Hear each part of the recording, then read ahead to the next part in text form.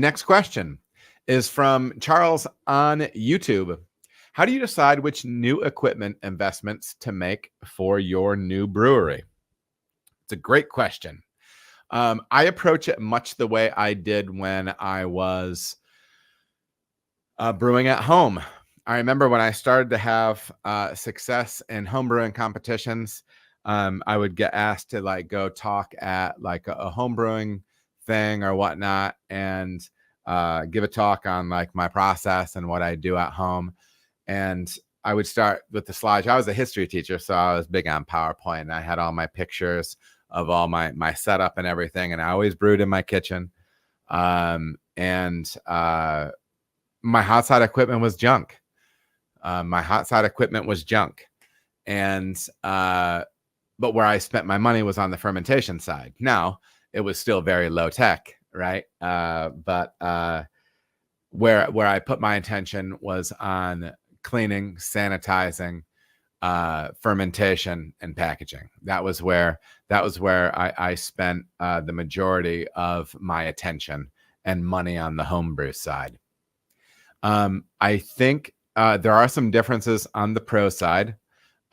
You just don't want, you don't want garbage anywhere. But the things that you really want to make sure that you are locking down is you want to make sure that you have equipment and utilities in place to appropriately clean, sanitize / sterilize the equipment that you're working with, right? On the hot side, you want to make sure that it's safe for you. Okay. That's the big thing on the hot side. Please make sure that your equipment is safe for you. Hopefully you can get some jacketed stuff that if you brush up against, you're not going to, burn through 4 layers of skin. But that's where, if I can't afford to make clean beer, quality, clean beer, I can't afford to open the brewery. That's the way I feel. Right. So yeah, I think that there's a lot of bells and whistles. You're going to need some ways to, obviously you need fermenters. You need appropriate hosing and things like that. The appropriate ability to clean, sanitize / sterilize them. I think you need a yeast brink in house. I think it's really nice to have a 4-inch port one where you can take that off, and there's a dip tube version for it, and sometimes there's one where there's like a Sankey valve that you can put in there too, but you can open it up and get in there. That's nice. You need something quality for measuring gravity. You need I'm a huge fan, especially if you're going to be dry hopping things, grab one of the hot dry hopping dosers that you can put on top of a tank that you're going to dry hop. I think they're great. I think they're great for beer quality. I think they're great for safety. Yeah.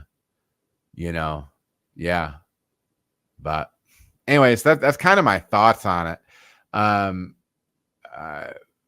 I don't love packaging beer.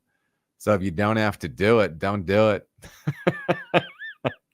Save money on your canning line, man. It's probably, I don't know. It takes so much labor to run and maintain, and you lose so much beer. I don't know. I would rather invest a fraction of that money on having an amazing experience inside your tap room. Anyways, don't get me going too far down that. But yeah, Charles, that's my take on it. That's just some big picture takes on my part. So appreciate the question. All right, everybody, thank you so much for watching. If you feel as if you got any value out of the video, please like and subscribe. There are also other videos that you can watch. They're going to maybe be over here or over here. Appreciate you watching.